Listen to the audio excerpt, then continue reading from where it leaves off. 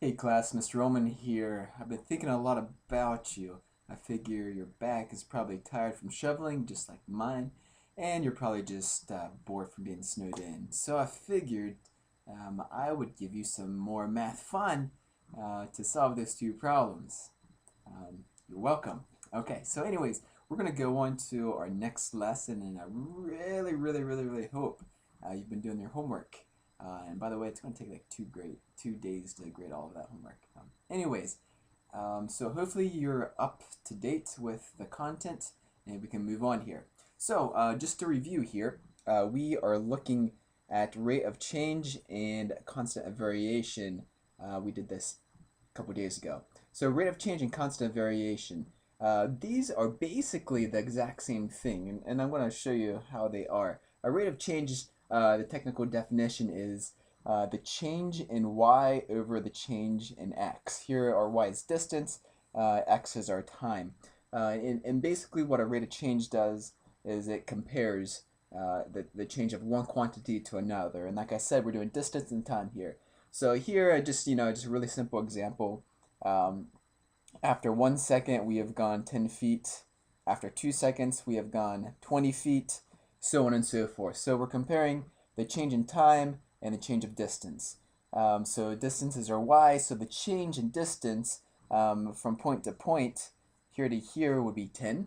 From 10 to 20 would be another 10.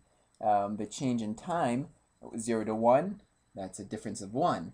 1 to 2, that's a difference of 1 again. So what we would do is, like I said here, slope is the change in y over the change in x. We're basically 10 feet over 1 second.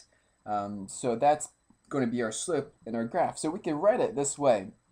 We could write it as y equals 10x. So basically for every 1 second, x's are, or seconds are x's. So for every 1 second, y would be 10 times that.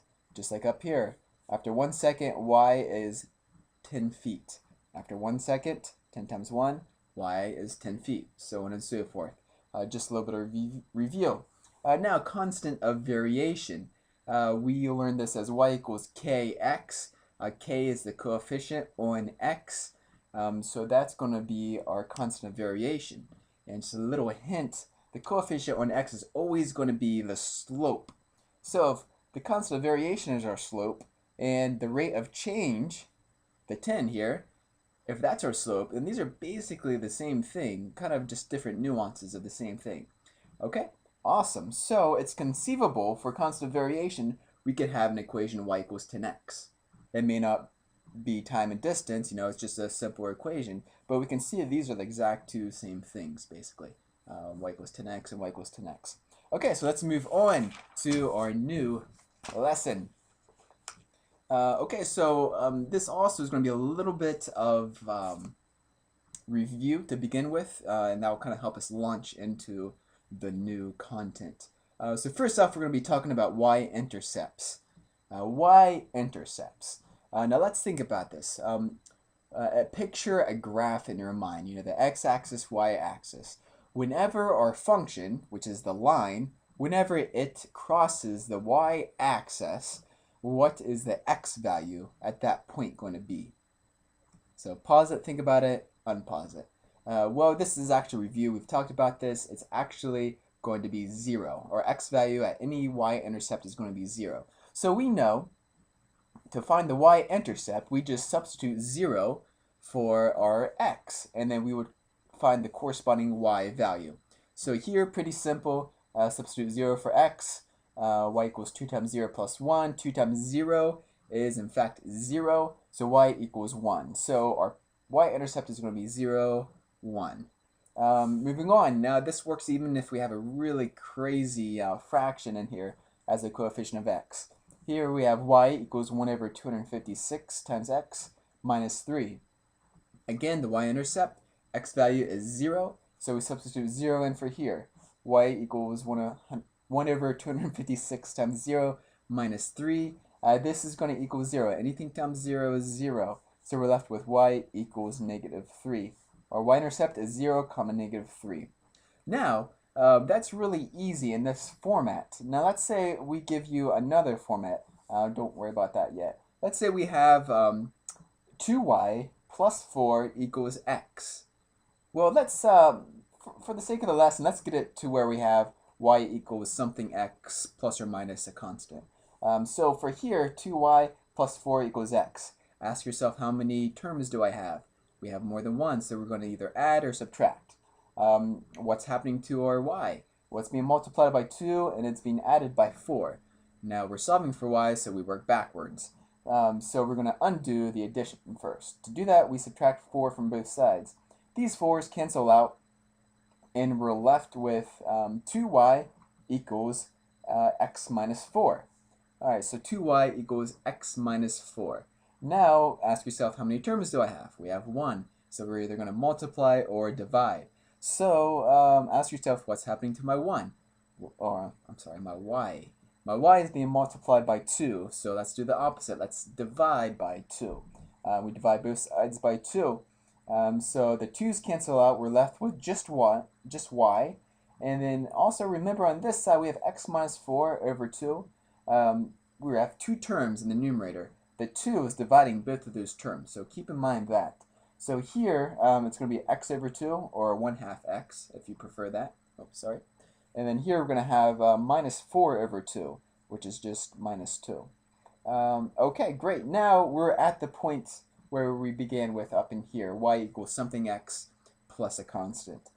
So here, let's just substitute 0 in for x, because if you remember, we're still trying to find the y-intercept. So substitute 0 in for x, y equals 1/2 times 0, which is going to be 0 minus 2. So y equals minus 2, negative 2.